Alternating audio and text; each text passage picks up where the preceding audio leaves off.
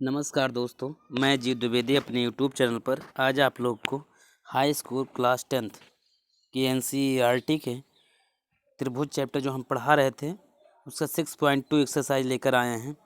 इसका पहला सवाल है, उसको हम लोग देखते हैं। देखिए क्या कह रहा है कि आकृति 6.17 में यानी पहला सवाल और दूसरा में डी समांतर है। आप यहाँ से देख रहे होंगे कि डी यानी डी समांतर है बीसी के। यही चीज़ दोनों में बताया है। तो पहले में क्या करना है कि पहले में ईसी और दूसरे में एडी का मान बताना है। एडी का मान बताने के लिए हम लोग को क्या करना है, देखिए जैसे मान लीजिए पहले क्वेश्चन में, अब सवाल हम लोग पढ़ चुके हैं, चलिए इस क्वेश्चन का सलूशन देखते हैं। तो जैसे ये क्वेश्चन है, मुझे यहाँ पर ईसी बताना है। तो जब डी यानी डी समांतर होगा बीसी के, तो उस सिचुएशन में मुझे क्या करना है कि एक बीपीटी थ्योरम है, बाय बीपीटी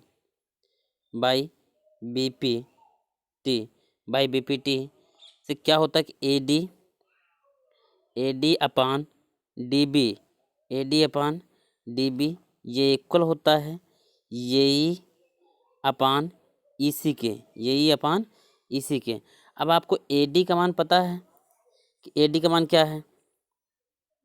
एडी का मान है 1.5 सेंटीमीटर और डीबी का मान है 3। ये बराबर है यही का मान है 1 अपान ईसी मुझे ज्ञात करना है। तो यहाँ से दशमलव हटाइए, इसको आप यहाँ 0 लगा सकते हैं। 15 का नाम 15 और 15 दूना 30। तो ईसी यहाँ से क्रॉस मल्टीप्लाइड कर दीजिए, तो देखिए आपको क्या मिलेगा कि ईसी इक्वल टू मिलेगा 2 सेंटीमीटर। ईसी का मान कितना आ रहा है, 2 सेंटीमीटर आ रहा है। ईसी का मान 2 सेंटीमीटर आ रहा है। देखिए फिर से समझ लीजिए कि अगर त्रिभुज ए बी सी है और उसमें ए बी के कोई मध्य बिंदु डी से और ए सी जो है उसका मध्य बिंदु ई है, डी एक समांतर रेखा है बी सी के, उस सिचुएशन में हम बाई बीपीटी से क्या करते हैं कि A D upon D B यानी A D upon D B ये बराबर होगा ए ई अपान ई सी के। ए डी का मान आपको पता है कि 1.5 है। आपको ए डी दिखाई दे रहा है, देखिए ए डी क्या है, ये इतनी दूरी ए डी है और ये है आपकी डी बी। ए डी का मान आपको दिया है 1.5 और डी बी का मान है 3 सेंटीमीटर। ये ई का मान है 1 सेंटीमीटर और ई सी मुझे ज्ञात करना था, तो हमने 1.5 रखा।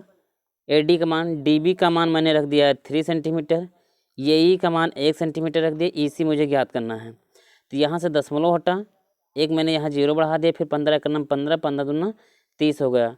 अब 2 को 1 के साथ गुणा कर दिया और ईसी को यहाँ पर 1 के साथ गुणा कर दिया। थोड़ा इनको रफ करते हैं फिर बता रहे हैं। यहाँ से आप देखना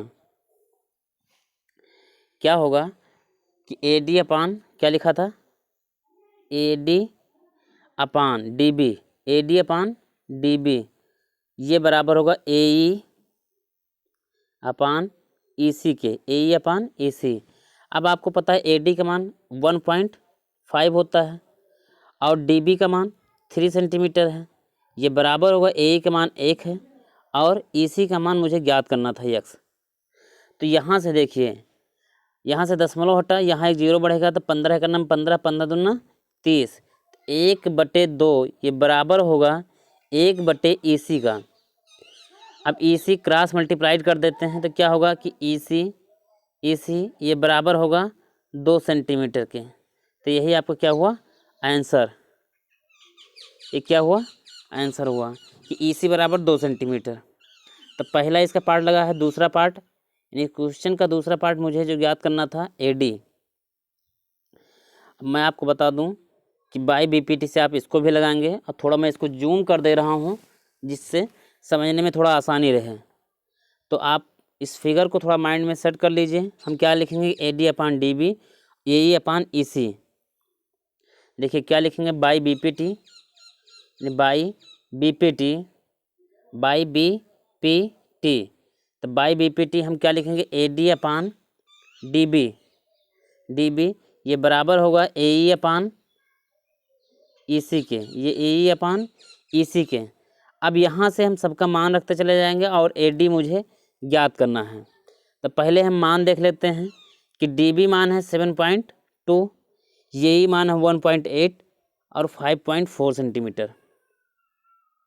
तो थोड़ा हम इनको अब साफ लिखते हैं। देखिए इसको हम जूम कर दें, यही। तो AD मुझे ज्ञात करना है अपान 7.2, ये बराबर होगा 1.8 अपान 5.4। तो यहाँ से दशमलव हटाइए, यहाँ से हट जाएगा 18 का नाम 18, 18 3 54 और 3 का नाम 3, 3 दूनी 6, 0.3 12। अब क्रॉस मल्टीप्लाइड कर दीजिए तो AD बराबर, देखो यहाँ देख लीजिए आप, AD बराबर क्या होगा, 2.4 को जब 1 के साथ मल्टीप्लाइड करोगे तो क्या होगा, 2.4 हो जाएगा। फिर 1 को AD से मल्टीप्लाइड कर दोगे तो AD बराबर क्या आएगा, AD बराबर आ गया 2.4 सेंटीमीटर। यही आपका आंसर हो जाएगा 2.4 सेंटीमीटर। तो ये आपका पहला सवाल कंप्लीट हुआ है। अब दूसरा क्वेश्चन देखिए। दूसरा क्वेश्चन कह रहा है किसी त्रिभुज PQR की भुजाएं PQ, आप चित्र को भी साथ में देखते चलिए। PQR की भुजाएं, इस चित्र को हम दूसरे पेज पर बना रहे हैं साफ। सारे क्वेश्चन को मैं नोट कर ले रहा हूँ, साफ लिख भी दे रहा हूँ। तो चलिए हम लोग देखते हैं। तो यहाँ पर किसी त्रिभुज PQR की भुजाएं PQ और PR पर क्रमशः बिंदु E और F स्थित हैं। तो पहले कोई त्रिभुज PQR हम लोग बना लेते हैं। पहले हम लोग PQR बना लेते हैं और उसके PQ और PR पर E और F स्थित करते हैं। तो चलिए हम लोग पहले स्टार्ट करते हैं। थोड़ा इनको हम जूम कर देते हैं। एक PQR, ये त्रिभुज है PQ और R, इन पर एक कोई E और F स्थित करते हैं। अब मुझे बताना है कि P का मान कितना है। चलो एक बार देख लेते हैं हम लोग। एक मिनट, इसको थोड़ा हम यहीं पर शार्ट में कर लें।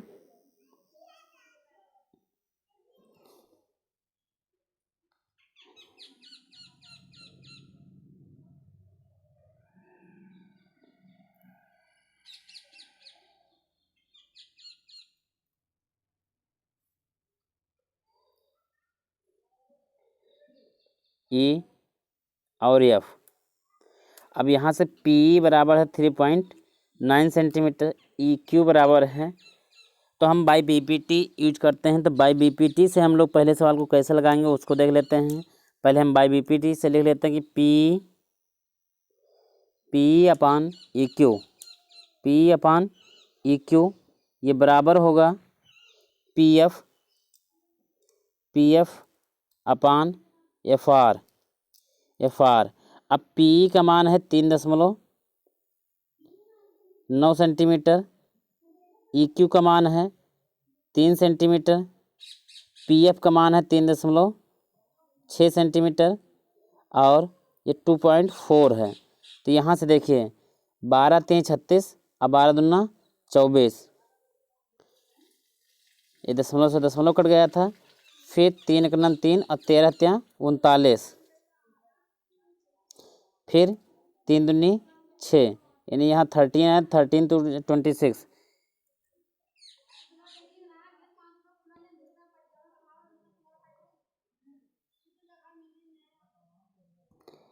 तो यहाँ पर आ जाएगा 26, 2.6 अपान 3। अब अगर ये बराबर कटता है तो हो जाएगा।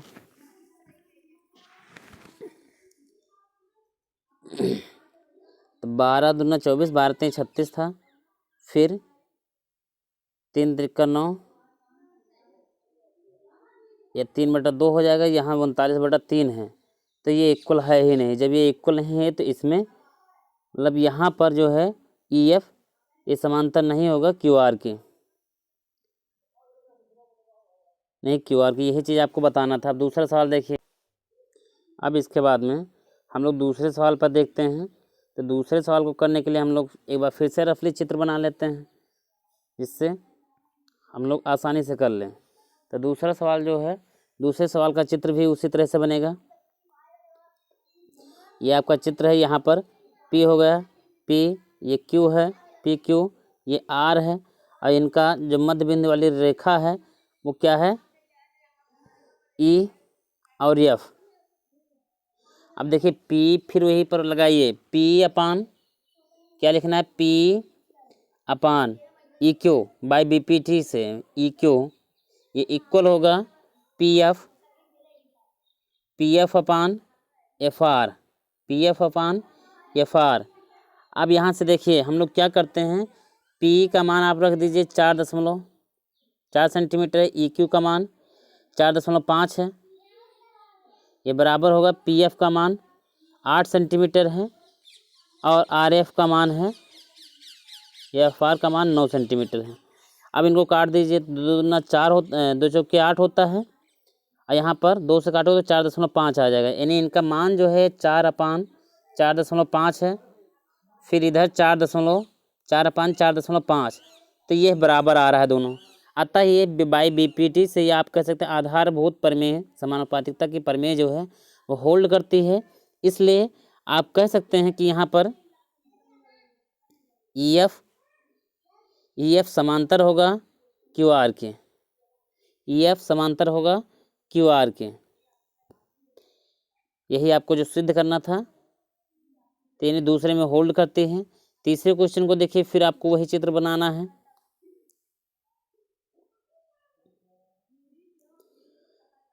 उसी चित्र को आपको फिर से बनाना है। यहाँ पर P है, फिर ये Q है, PQ, यहाँ R है, फिर EF एक लकीर है, मतलब अब EF समांतर है QR, ये मुझे सिद्ध करना है। तो इसको सिद्ध करने के लिए तभी सिद्ध होगा जब बाई BPT थ्योरम अगर होल्ड हो जाए। जैसे अगर हम देखें तो क्या होगा, PQ यानी P अपान EQ, लेकिन ये PQ का मान दिया है, इसका मतलब इसका इनवर्स पूछ रहा है। तो यहाँ से देखिए PQ अपान PE, ये बराबर होगा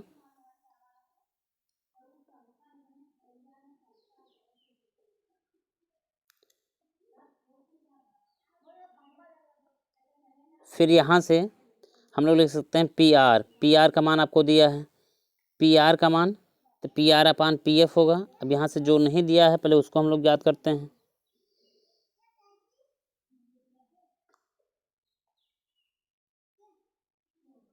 PF है, अब PQ का मान है 1.28, अब PR का मान है 2.56 फिर सेंटीमीटर, और 0.18 सेंटीमीटर, और PF का मान है 0.36 सेंटीमीटर। तो यहाँ से अब हम लोग को बताना है, तो ये यहाँ पर भी होल्ड करता है। आप इसको वैल्यू को रख के देख लीजिए, यहाँ पर 1.28 होगा अपान, एक त्रिभुज पहले हम बना लेते हैं, PQR और EF, तो PE यहाँ कर दीजिए, PE की वैल्यू है 0.8, ये बराबर होगा 2.6 यानी 56 अपान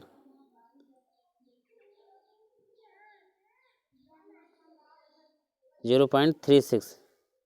तो यहाँ से देखिए, यहाँ से इसको काट दीजिए, यहाँ पर 2 हो जाएगा, और यहाँ से 18 दूना 36, फिर 2 से 2 कट गए, तो 1/1 हो जाएगा, ये बराबर हुआ 1/1।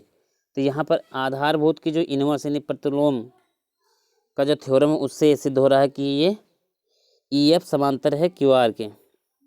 क्या है कि EF समांतर है QR के, यहाँ से पता चलता है। तीसरा सवाल क्या है, हम लोग उस सवाल को देखते हैं। देखिए, यदि LM बराबर है CV के और LN बराबर है CD के हो तो सिद्ध कीजिए कि ये एम। अब पहले इसका चित्र हम लोग थोड़ा ड्रा कर लेते हैं, फिर हम लोग इसको लगाने की कोशिश करते हैं। आप अपने सवाल को यानी दूसरे वाले उसके पार्ट को ऐसे भी देख सकते हैं कि जब ये ऐसे दिया है, ये आपका चित्र है, इस चित्र के अकॉर्डिंग P/EQ ये इक्वल हुआ PF/FR के। आप वैल्यू 4.45 8/9। आप इसको काटोगे तो यहाँ देखो 40/45 हो गया है, इनको काटोगे तो 8/9 8/9 हो जाएगा। यहाँ आधारभूत समानुपातिक प्रमेय के विलोम से ये सिद्ध हो रहा है। इसके बाद में इनके जो तीसरे पार्ट पे हम लोग चलते हैं। देखिए जो आपको इसका तीसरा पार्ट है, तीसरे पार्ट में PQ आपको दिया था, हमने उसको रख दिया है। फिर PR का मान रख दिया हूँ 2.56 इनको भी कट करोगे तब भी ये पूरा होल्ड हो रहा है। यहाँ से भी ये हो जाएगा। अब यहाँ से देखिए इनकी आकृति पहले हम लोग देख लेते हैं। यह आकृति को अगर हम ड्रा कर लें तो इनकी आकृति कुछ ऐसे ड्रा होगी।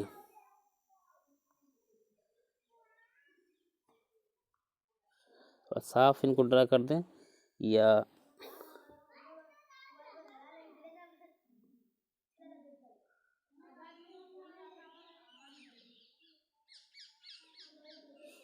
एक मिनट रुको, हम ऐसे ड्रा कर लेते हैं पहले। ये देखिए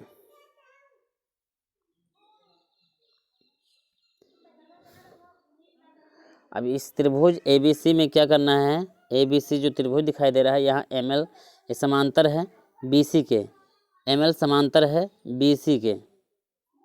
अतः आधार भौतिक समानुपातिक प्रमेय से हम लोग AM/BM इक्वल टू AL/CL करते हैं। इससे आप पूरा इसको सिद्ध कर सकते हैं। यहाँ से आप कर सकते हैं। तो फिर त्रिभुज ACD में AC और D में ACD में क्या होगा कि AL/LC इक्वल टू AN/ND।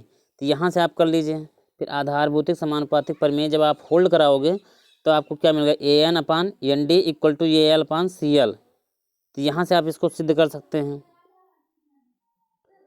जब एक दूसरे का कंपेरिजन करोगे तो AM/BM इक्वल टू AN/ND होगा। फिर व्युत्क्रमानुपाती से BM/AM इक्वल टू ND/AN। फिर दोनों तरफ एक जोड़ दीजिए। दोनों तरफ एक जोड़ने पर जब जोड़ दोगे, अब यहाँ से आपको क्या करना है कि यहाँ पर हर समान नहीं तो बटे 1 कर दीजिए, यहाँ पर बटे 1 कर दीजिए। फिर दोनों को लासापा ले करके हम जब इनको जोड़ेंगे उस time AB/AM equal to AD/AN होगा। फिर पुनः व्युत्क्रम अनुपाती कर दें तो ये आराम से प्रूव हो जाएगा, ये आराम से सिद्ध हो जाएगा। तो देखिए यही प्रूव करना था कि AM/AB इक्वल टू AN/AD। तो ये आपका सिद्ध हो गया है। अब यहाँ पर देखिए पांचवा सवाल है 6.2। ये चित्र आपके सामने में DE समांतर है QE की। देखो DE समांतर है OQ के और OR के, ये समांतर है। तो दर्शाइए कि EF समांतर होगा QR के। ये चीज़ आपको बताना है। तो देखिए आपको पहले यहाँ पर आप देख रहे होंगे त्रिभुज आपको दिखाई दे रहा है। त्रिभुज PQO में आपको दिखाई दे रहा है।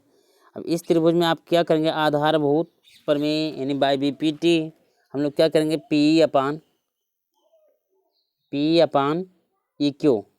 P/EQ ये बराबर होगा PD/DO के होगा कि नहीं होगा। अच्छा इसी तरह से अगर हम इसका सेकंड पार्ट करें POR में, त्रिभुज POR में यहाँ पर क्या होगा PD/DO ये बराबर होगा PF/FR के। तो PD और DO ये दोनों साइड में कॉमन है। तो यहाँ पर क्या होगा P/EQ ये बराबर होगा PF/FR के। अच्छा बाय BPT थ्योरम क्या कहता है कि अगर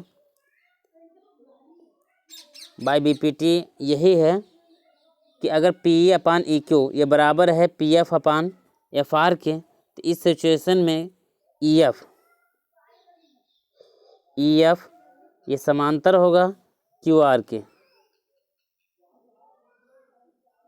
तो यही चीज़ हम लोग को सिद्ध करना था कि ई एफ समांतर क्यू आर है या नहीं। तो ये आपका सिद्ध हुआ।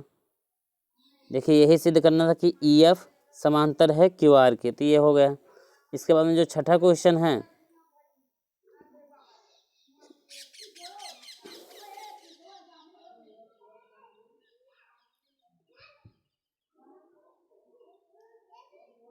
देखिए अब इसको हम लोग सवाल पहले आप देख लीजिए। ये प्रमेय 6.1 का प्रयोग करते हुए सिद्ध कीजिए कि एक त्रिभुज की एक भुजा के मध्य बिंदु, मान लीजिए कोई त्रिभुज है, उसके एक भुजा के मध्य बिंदु से होकर दूसरी भुजा के समांतर खींची गई रेखा तीसरी भुजा को समद्विभाजित करती है।